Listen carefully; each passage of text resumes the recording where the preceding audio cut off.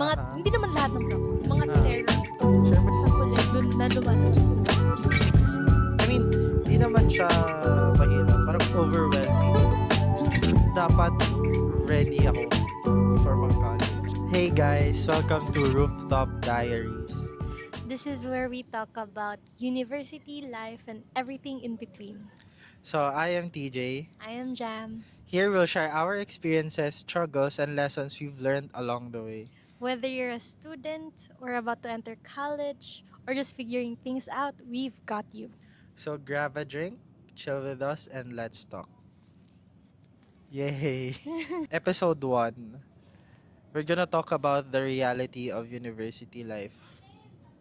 So, what is the best and worst part of studying at TLSU or College of St. Benilde? So I'm studying at College of St. Benilde. Yes. So the best part about studying sa Benilde is that they give you lots of opportunities. And I joined most of the orgs that I'm really passionate about, like dancing, parang may romanson kasi, tapos may pep, blazers, mga ganon. So that's the best part. They offer a lot of good opportunities for any passion that you'll ever think about. So, ikaw naman, what's the best? The best part, Wait, anong school mo muna? I'm from De La Salle University, guys. And the best part of me studying in DLSU is I study in DLSU. That's the only best part. Wow, flex! Grabe yun! Yun lang yung Okay, best okay. part dun, guys. Na dun ako nag-aaral. Yeah. Wait, And- okay. Yeah, parang the friends along the way. Hey! Ano yan? Ano yan? My Little Pony. Pony. Okay, okay. So, ayun. So, worst part naman. Worst part, yung mga terror prof. Hindi talaga yan I may agree with iwasan. that. Same din. Ganun din sa akin. Ganun din yung worst. Oo. Ang Anong, daming terror anong prof sa amin. experience na worst sa'yo? Yung na sa terror? amin is ano lang kasi parang later I'm gonna talk about it sa culture shock part, but yung professors hindi na sila nagsispoon feed ng mga students. Sobrang my program kasi is international studies, major in marketing. I don't know, major in Japanese, and another program is marketing management. I have 2 programs, guys. Double degree. Yeah. That's a flex. And yun, struggle yun. Ayun nga, parang I can also say na the worst part of being in DLSU is I'm in DLSU. Parang- Simple. I Like, see. sa programs ko, I mean sa subjects ko, Socratic method usually lahat. And we just study sa house or kung nasaan man tayo. We study outside and aralin na everything. And then pagpasok, we're gonna do recit lang. That's how it usually goes in my program. So, sa'yo naman. Sa Worst akin, part. worst part would be yung profs. Hindi naman lahat ng prof. Mga terror prof. Share mo yung experience mo sa kanila. Okay, sige. May kakwento akong experience. Isang terror prof na iniiwasan ko na. Mhm. Mabait naman siya. Mhm. Pero andun pa rin yung word na terror for me. Kasi may prof ako na parang, alam mo yung mabait siya, pero sa huli, dun na lumalabas yung galit niya. Mhm. So, yung mga prof talaga na ganun. Mhm. I'm taking AB animation, so I'm an art student. Mhm. So, ang common sa amin is not recitation like yours. Mhm. Common sa amin, plates. Mhm. Ano yung plates? Para alam nila kung ano yung plates. Ano siya, yung hinuhugasan pagkatapos kayo kumain, no? Plates is, how do I describe it?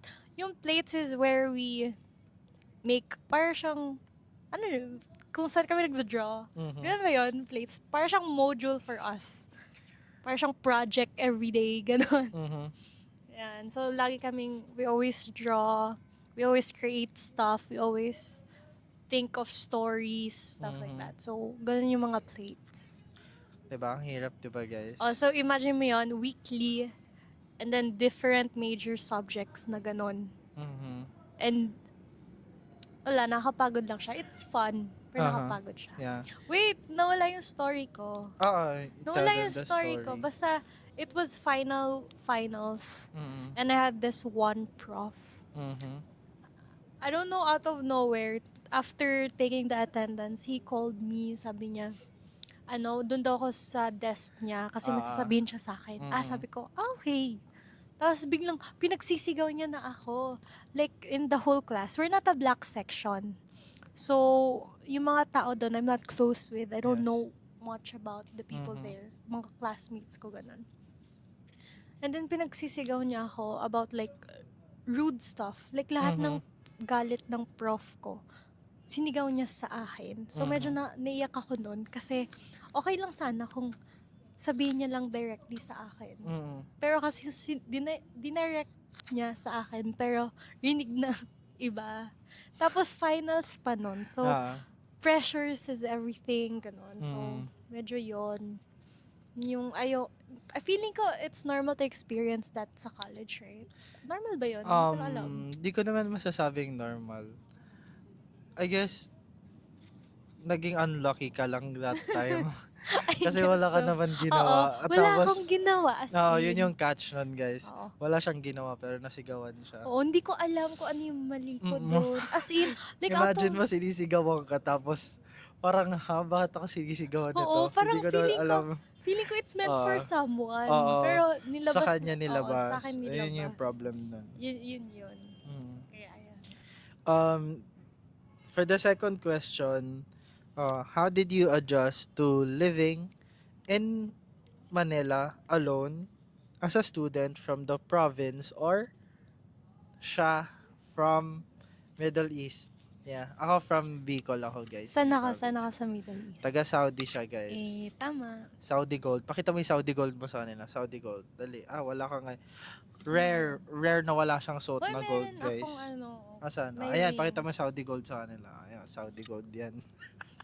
Hold upin nyo na to dito sa top. Grabe naman. Ayan. Anyways, ako na muna sasagot kasi siya una sumagot. Yun ngayon, medyo mahirap na yung pag-adjust ko dito kasi I mean, hindi naman siya mahirap, parang overwhelming lang. Kasi yung culture, yung usok, joke lang. Yung baho, True yan. kahit saan dumaka dito ang baho, promise. Joke lang, hindi ko naman tina-trash talk yung Taft. Pero alam ng lahat ng Lasal yan. Na ganun talaga dito.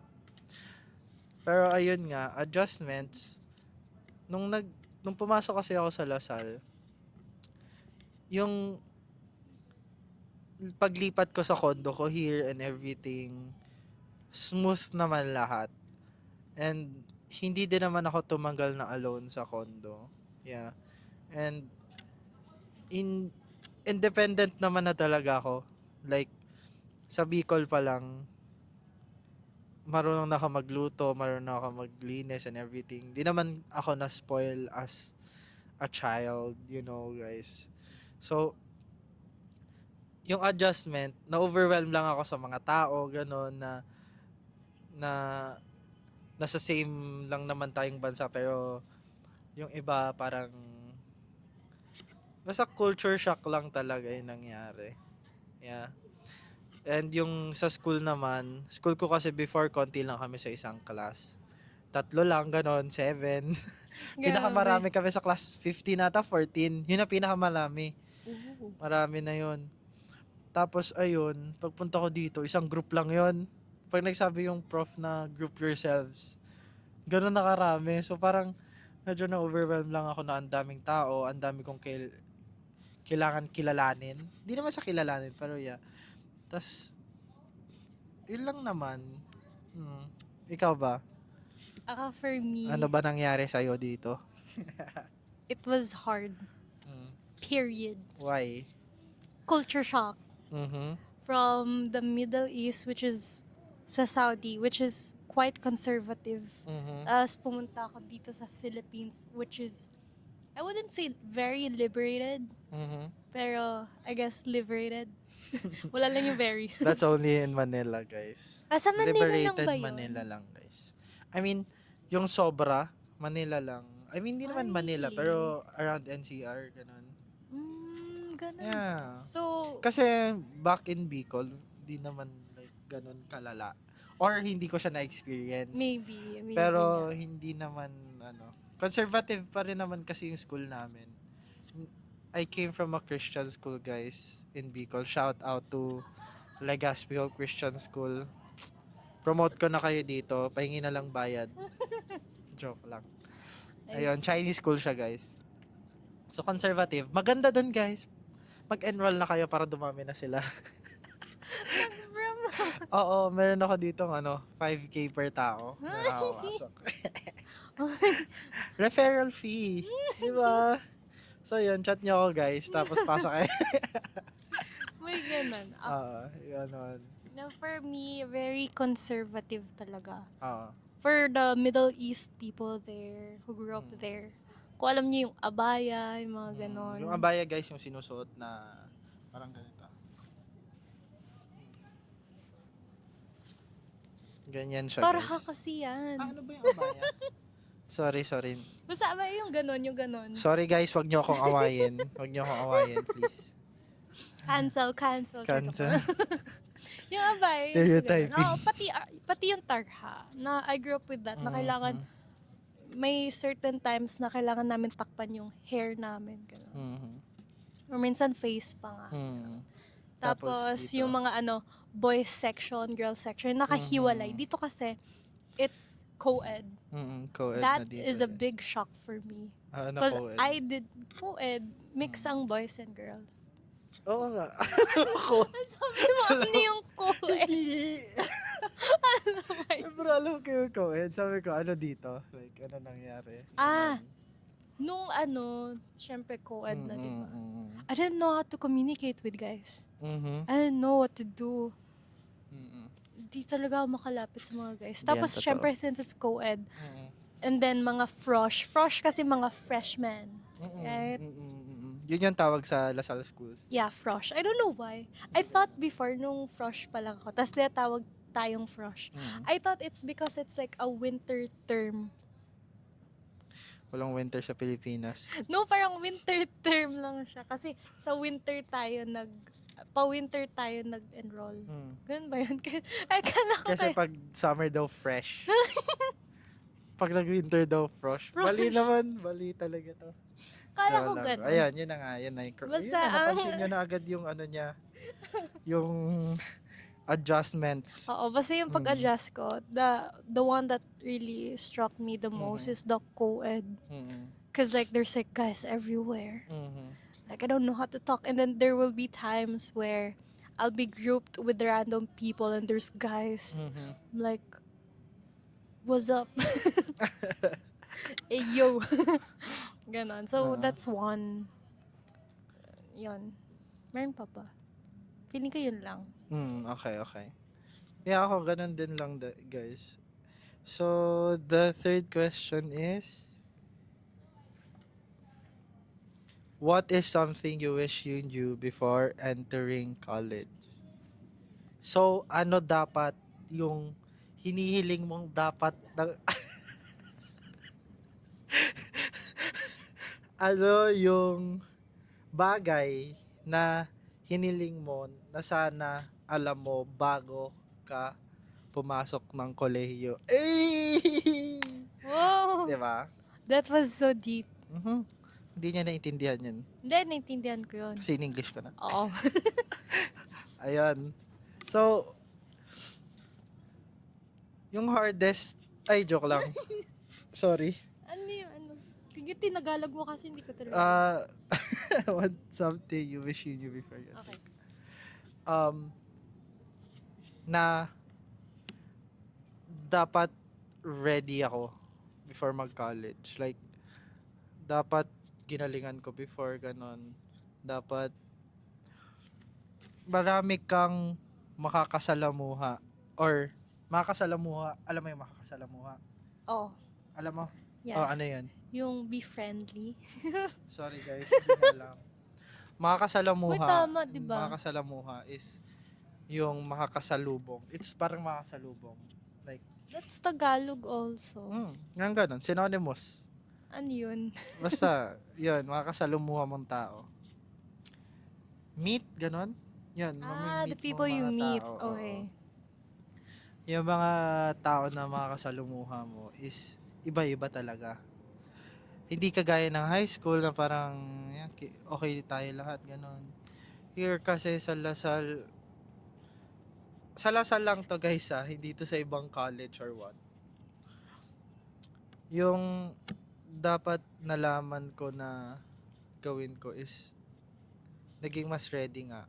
Tapos, like, I don't know, prepare lang yung sarili ko physically and mentally pumasok ng college. Like, and also, dapat alam nyo kung anong program yung gusto nyo Hala, yan yung talaga. sagot ko. Yun ang number one na dapat alam nyo. Kasi, magsisisi kayo guys. Pag pumasok kayo ng college na hindi nyo yan alam, um, you're gonna regret na, why did I take this? Parang, ito ba talaga gusto kong career? Which, alam naman natin na yung sagot. Hindi, di ba? Kaya dapat, huwag kayong ano sa mga parents nyo, ganun na, ito, take mo, yan, take mo. Dapat, bigyan nyo din sila ng assurance na, ito talaga yung gusto ko. Ito yung passion ko, magiging masaya ako dito. Yeah. Ikaw ba? Yun din yung sasabihin ko eh. Mhm. To be, what's something? Wait lang ulit. Before entering. Something new before entering college. Yun yung sagot ko na, wala na kinuha Just speak ko na. English. You just say it in English na lang. I guess, before entering college, is that take the advice that your titas or titos or parents give. Baliktad yung sinabi niya sa akin. Bakit? Sabi ko, wag niyong ititik. Ay, Iba kasi kami. Iba magkaiba kami. ka. Oo. Iba. Yun Iba yung kasi yung point. advice ng tito and titas niya sa titos and tita Oo. ko. Ano? Yung, for me kasi, I thought it's gonna be like a high school. Pag nag-enter ka ng college, it's gonna be like elementary entering high school. Mm. Because parang you're gonna struggle at first, pero you'll get used to it. Kasi same people lang. Oo. Pero yung pala iba, Mm. yung advice kasi ng mga titos, titas ko is to take academics seriously. Totoo naman. And I was like, yeah, I'm gonna take it. Why won't you think I'm gonna take it seriously? Mhm. And then I entered college and a Ayan, lot. tinamad. Oo. Dyan talaga lalabas yung katamaran. Mhm. Especially if you have night classes, Mhm. no? And like, morning classes din, nakakatamad din siya minsan. Any class, nakakatamad. Pero you need to remember na at the end of the day, you have a goal that you're trying to achieve. Mhm. So, pag tinamad ka, bangon ka lang. So, hindi ko alam kung naririnig yung nasa likod. Hindi yan. Masaya sila. Meron kasi nag-ano sa likod namin. Like, Oo. nag-chill-chill lang sila. And they're chilling, guys. Yeah, but for me, I feel like I got too overwhelmed with the advice that my titos and titas are telling me to the point na I was like, I'm okay with college. I don't think I'm good. I am okay with high school because like I had this kind of experiences na I'll just do the same when I enter college. Tapos pag college, iba talaga. Iba yung vibe. Ibang-iba talaga. Everything. So, ewan ko, iba talaga siya. As in, I don't know how to describe it. Basta it's like you're entering a different world. Pero always remember that once you enter college, it's the world where you start for your dreams. Mm-hmm, So, right. tama yung sinabi niya na you should take the courses that you're gonna take seriously and make sure na Yun the, talaga gusto nyo. na yun Kasi, yung gusto. if hindi nga, yun nga, kung nakinig kayo kanina. Yeah. mm, Cause like I'm telling you, it's I don't I don't want people to regret because I've seen a lot of people na, let's say, second year na, third year, or even first year pa lang. They're like, this isn't the course I really want to pursue. And then at the end of the day, they'll be like, why am I even here to begin with? Hindi ko mhm, naman to gustong course na to. mhm, Ba't ba ako mhm, nag-effort for this? Mga ganon. You'll have thoughts like that. So I don't want you guys regretting and saying those words kasi masakit talaga siya, no, pag nasa mhm. college ka. Kaya yun. Magiging mahirap din siya para sa parents nyo and everything. Yeah. So So, make yeah. sure to take your Oo, for your courses. mental health na din. Kasi, Ayo. iba talaga when you take a program na passionate ka, you won't even, di mo malalaman na pumapasok ka pa nga eh. Oo, Like, if ganun gusto mo siya. talaga siya, sobrang, like, ano na siya eh, parang dreams mo na yun eh. So, Oo. yeah, mas natitake seriously mo din yung program. Pag Yeah. ganun. Yeah. Ayun. So, on our fifth question. Fifth na yan. Oo. Ay, fourth. Ay. I'm sorry. Fourth question. Fourth. Hindi na ako marunong magbilang. It's okay. Fourth question. How do you balance academics, extracurriculars, and personal life? Ako muna. Ah, How do I balance everything? Oh, ginaganon ko na lang. Wini-way kong ganun. I guess, how do I balance it? I feel like I'm one of the good examples for that. Uy, how do you balance it? Dali. walang tulog. Uy. I guess one thing to balance it is never to procrastinate. Huwag kayong magka-cram, guys. Yes, cramming is bad. As For in, you. Mental health, physical health, um, everything in between. yes. Yeah, kasi when you cram something, you're not gonna get enough sleep. When you don't get enough sleep, you get really tired. And when you get tired,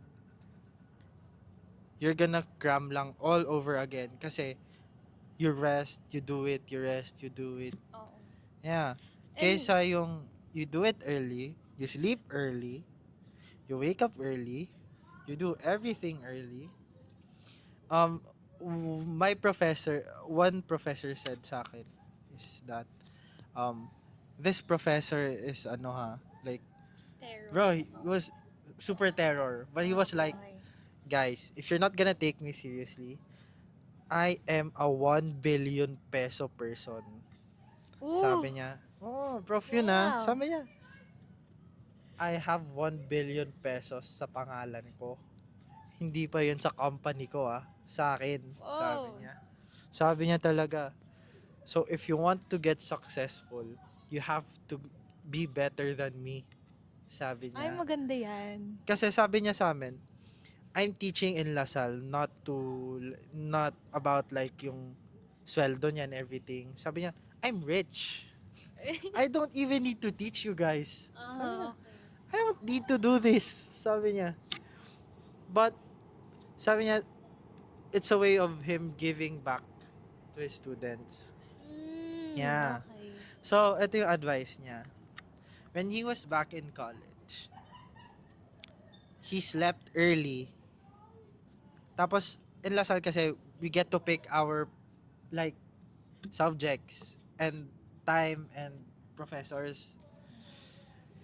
So, siya before, nilalagay niya lahat ng subjects niya from 7 to 12 Ay, maganda ng umaga. You know why? yan. Why? When you do when you pasok ng 7 to 12, anong gagawin mo after? Sa tingin mo, ikaw, I'm gonna ask you, what are you gonna do? 7 to 12, umaga. Yun yung pasok ko. Anong gagawin mo sa hapon? Wala, matutulog na lang. Siya yun. Ayan. Kasi Hindi, may time kunwari na may ako sleep, magpahinga, hindi, di may ba? sleep, may tama ka ng sleep schedule. I could do a lot of things pa. Yan. Okay, yun yung sagot na Gets mo? gusto niya. Ah, marami kang magagawa. Kasi, eto ha, you're gonna wake up early. You're gonna go to school. After you go to school, paghapon, ang weird na matulog. Parang, matutulog pa ba ako? So, syempre, yung body mo, okay, at work na siya. So, gagawa pa siya ng mga productive things. And then after, sige, sabihin natin you eat dinner at 7, 8. You sleep na at 9 or 10. So, wake Ay, up again maganda ng yan. 7. Pero, eto, para Ano yung magets catch? nyo, babalik ta rin natin yung pasok mo hapon. Ah, Okay. anong gagawin mo? Wala, O yung magigising. pasok mo 1 hanggang 7 Oh. or 9, ganyan. Anong gagawin mo? Magigising na ako ng hapon. Oh, 'di ba? Oh, papasok ka 1 to 7. You're gonna sleep ng kasi 1 to 7, oh, kailan mo gagawin yung ano mo? Mm, Oh, kailan mo gagawin? Gabi na, 'di ba? oo. Oh, gagawin mo ng gabi. Anong oras ka matatapos? 1 a.m., 2 Wala a.m. nang tulog. Oh, Okay. matutulog ka. Gigising ka 10 na. Wala ka ng oras para sa iba. That's so true. That's so true. Oh. Parang oras sa ibang bagay. Eh, if ganun, nagawin mo siya. Yeah. 1 billion peso, guy. Gusto ko sabihin yung name niya, pero yeah, okay lang yan. Kilala mo na, ano siya, guys. Pag naglasal If may kayo. nanonood dito na, uh, professor ko siya sa fundamentals of, yung course code niya, FDN MANP. Hindi nyo alam yun. Char. Mm. Hindi ko alam yun. Basta it's about, management, guys, ng business. Ganun. Okay. That's nice. Kaya ganun yung mga, niya, advice niya. Kaya yun, hindi ko pa rin niya natatanggal sa isip ko. Kasi maganda yung advice niya. Oo. Kasi, yeah, ganun talaga. Okay. So, for me, di ko pa nasasagot, no? How do I balance it? I try to do what I said. Ayan. Yeah, I Yun na try to yun. do that. Apply yung advice. Just apply that. Buong hapon, gawin mo yung gawain mo kahit maglaro ka ng maglaro, tulog ka ng 10, masaya ka. Ganun yun. Okay, sa last question, on our last Fifth. question. What's your daily routine as a university student? Oh, daily as in, simulan mo, pasadahan mo ng maaga. Like, pagkagising mo, anong ginagawa mo? Go. Sige. Uy, ako yung unang sumagot. Oh, ikaw naman. kanina. Uy, Ako wala. Sige, ako oo. nasasagot. Sige. Bigyan mo kami ng sample. Eh. Hindi, ganito yun, guys. Pagkagising ko ng umaga, pagkagising ko, di ba? Nagising ako.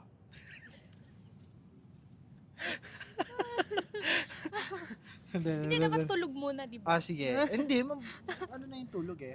Sige.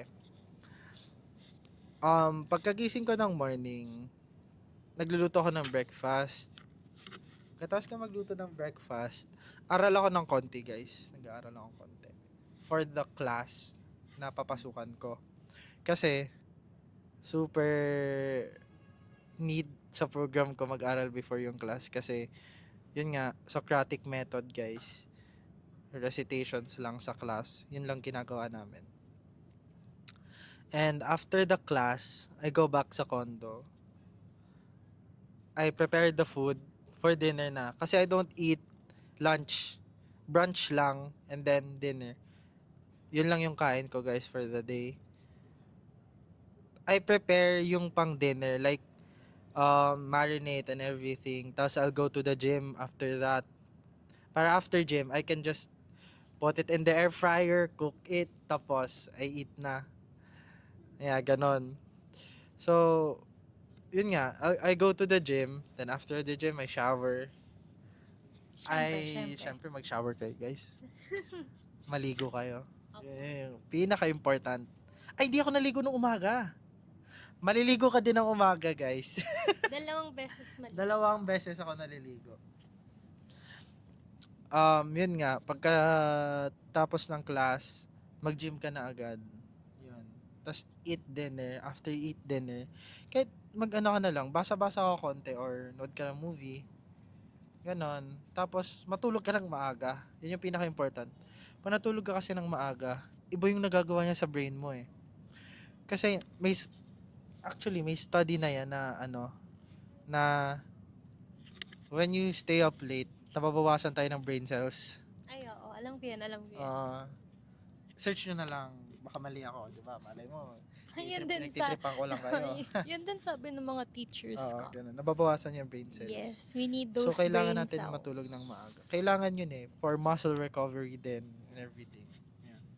Kaya naman. Daily routine.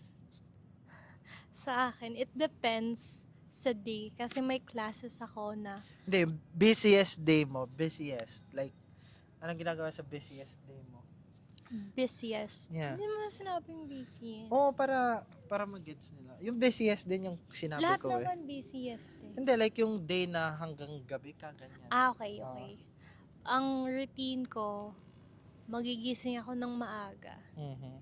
Tapos, basta at night, I prepared my things and clothes ko. Mhm. Para when I wake up in the morning, Mhm. automatic ligo. Mhm. Tapos, hindi ko na kailangan mag-ayos ng bag. Mhm. Clothes are ready. So, kasi mabagal ako pag naliligo. Mabagal ako maligo, guys.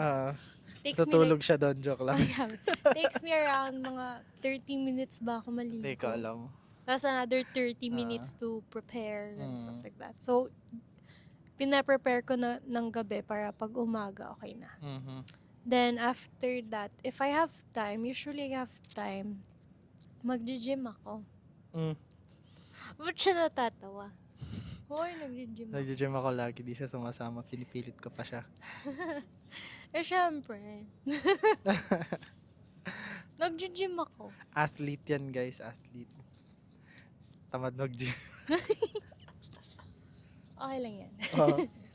Basta yan. Basta, I think, as a college student, it's not required. I don't really require everyone to go to gym pag nag-college. Mhm. But it's something that is helpful. Hindi, kasi pag nagsa-struggle ka sa class mo, pag nag-gym ka, hindi mo na siya maiisip eh. It's different. So parang it's good for the... it's like a place where you can just, di naman relax, but Di man kasi think real. about something else. Like, I guess so, yeah. nagiging, what's the word? Anong word?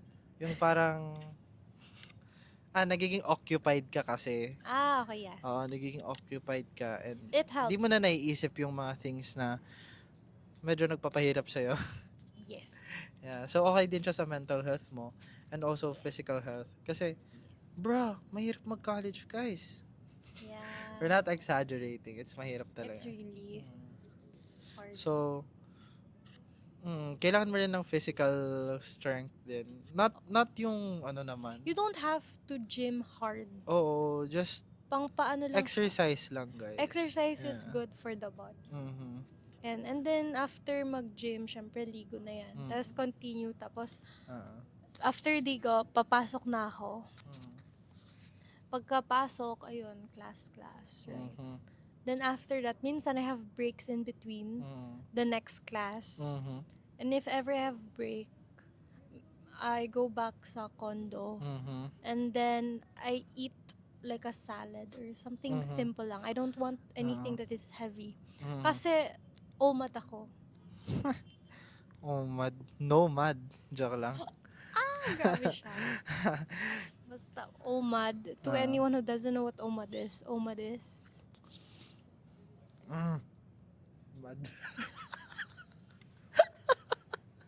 hindi yun OMAD, guys. Mali ba? Omad is 1 meal a day. Di naman siya Oo. omad, guys. Kayo dyan maniwala. Hoy, Masama yan. Lagi ko sinasabi, na kung mag-omad kayo, babagal yung metabolism nyo. depends. Hindi siya depend. Science nagsabi na. Pero, for me, OMAD. Huwag.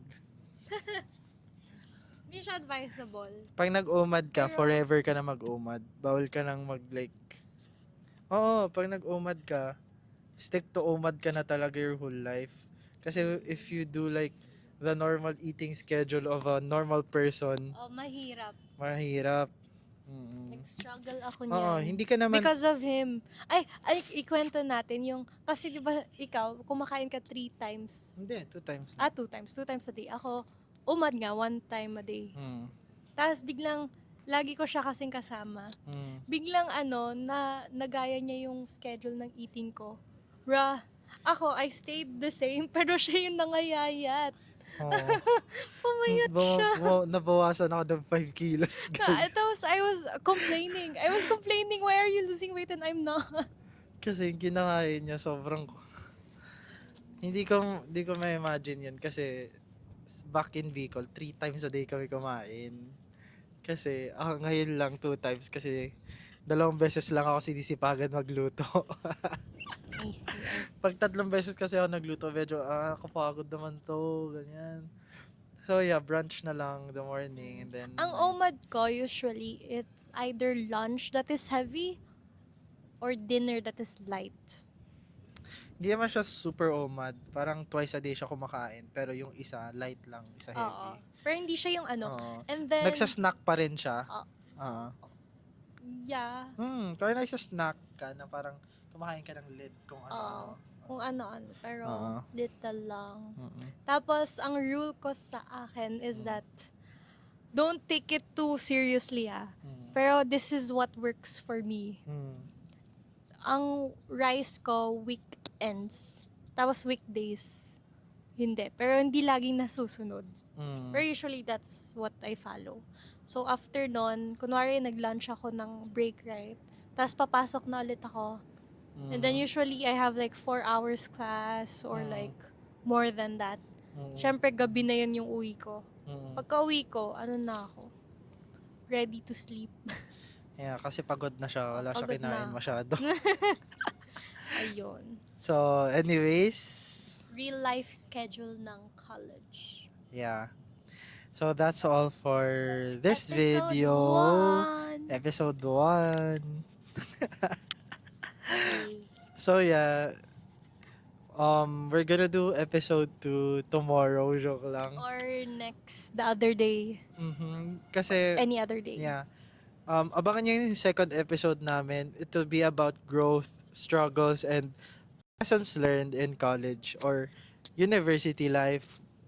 Yeah. So, I'm TJ. I'm Jam. And this is Rooftop. Diaries. Tama ba? Tama ba? Impromptu yun, guys. Okay, tama. Goodbye. Okay, bye-bye. Ayan. Ay na. Ikot. Ah.